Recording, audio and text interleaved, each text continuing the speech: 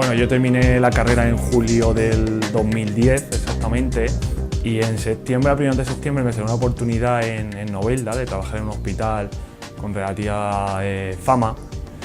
Empecé a encontrarme cómodo y bien, y la verdad es que con el tema de los pequeños animales, perros, gatos y exóticos, y decidí pues seguir en este momento probando con estos animales.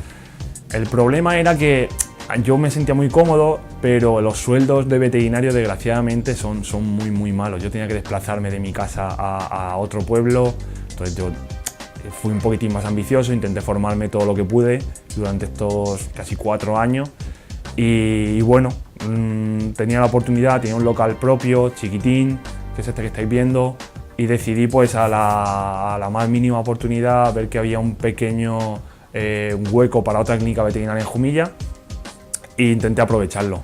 Bueno, la verdad es que los comienzos fueron bastante complejos, sobre todo a la hora de invertir en lo que era la clínica. Queríamos montar una clínica con un mínimo de condiciones, un mínimo servicio.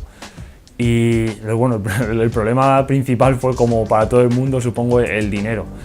Entonces intentamos recurrir a estas ayudas y tuvimos la suerte de que en un principio parecía que no estaba claro el tema de que nos podían conceder la ayuda, y al poco tiempo, confirmando que nosotros íbamos a hacer una inversión en una serie de máquinas, en una serie de gastos veterinarios, la verdad es que las ayudas, los trámites fueron muy bien y fueron muy rápidos. Si no recuerdo mal, creo que fueron aproximadamente 1 mes y medio, 2 meses, cuando tuvimos respuesta positiva de que esto se había aprobado. Y bueno, fue un dinero muy bien recibido. Gracias a Dios todo ha ido bien, la gente está respondiendo muy bien, tengo bastante trabajo. Cada día estoy más contento de haberme puesto por mi cuenta, de haber formado esta pequeña empresa, y si Dios quiere, pues queremos ir poco a poco a más.